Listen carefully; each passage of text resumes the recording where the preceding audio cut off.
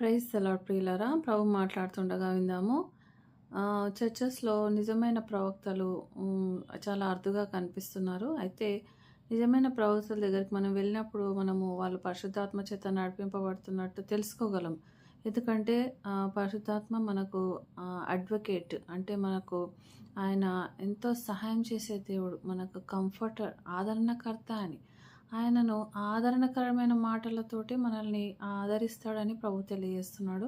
కాబట్టి ఆ పరిశుద్ధాత్మ చేత ఉన్న ప్రవక్తల దగ్గరికి మనం వెళ్ళినప్పుడు మనల్ని వాళ్ళు కరెక్ట్ చేస్తారు. వాళ్ళు కొన్ని హార్డ్ వర్డ్స్ అంటారు కానీ అవి కూడా మనల్ని కరెక్షన్‌కే వాడతారు. ఇంకా మనల్ని ఆదరిస్తారు, మనల్ని ఓదారుస్తారు, మనల్ని వెయిట్ చేయడానికి, నిరీక్షణ కలిగి ఉండడానికి మనల్ని ధైర్యపరుస్తారు. సో, మనల్ని కట్టడానికే వాళ్ళు తమ ప్రొఫెసీని ప్రవచనాలను వాడతారు. అంటే పరిశుద్ధాత్మ వాళ్ళ ద్వారా మనల్ని ఒక డెలికేట్ ఆహ్, ఆహ్, సిట్యుయేషన్‌లోకి తీసుకెళ్తాడు.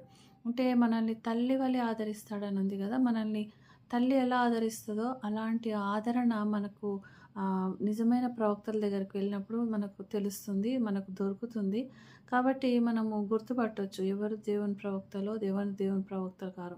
చాలామందికి ఆహ్, ఆహ్, పాత నిబంధన గ్రంథంలో యెజెబెలుకు 450 మంది ఆహ్, యెజెబెలు ప్రవక్తలుండ్రి.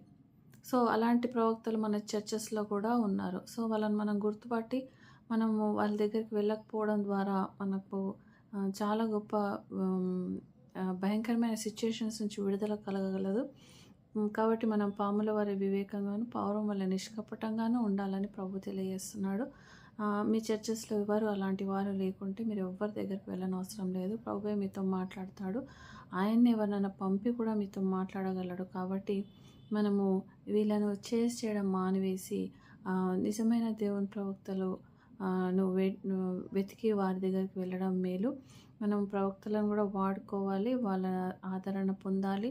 వాళ్ళ సహాయం కూడా మనం తీసుకోవాలి. కానీ నిజమైన ప్రవక్తలనేది మనము వెళ్ళాలని, లేకపోతే మనకు అన్ని రకాలుగా నష్టపోయే ఛాన్స్ ఉంది కాబట్టి మనం ఎవ్వరంటే వాళ్ళ దగ్గరికి వెళ్ళకుండా ప్రభు నడిపింపును దయచేయమని మనం కోరుతూ ప్రార్థనాపూర్వకంగా మనం వాళ్ళను హెల్ప్ అడిగి తీసుకోవచ్చు.